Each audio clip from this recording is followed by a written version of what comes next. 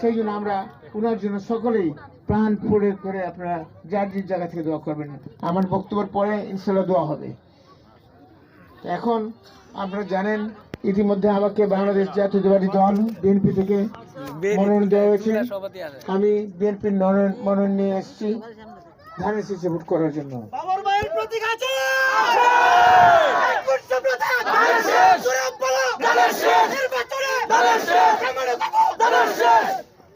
ভাইরা আমার, আমাদের জাতীয় রাজনীতি অনেকগুলা আছে, 31 দফা এবং বিএনপি রাজনীতি, এটা সবাই আপনারা কম বেশি জানেন।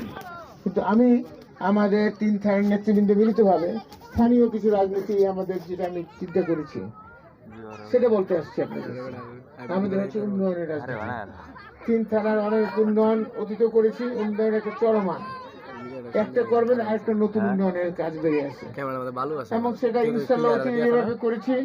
এখনো তার অধিক পূর্ণ ইনশাল্লাহ তারা বরাদ্দ আল্লাহর রহমতে আমি ইনশাল্লাহ আনবো। এইটা বলতে চাই। তার চেয়ে বড় সমস্যা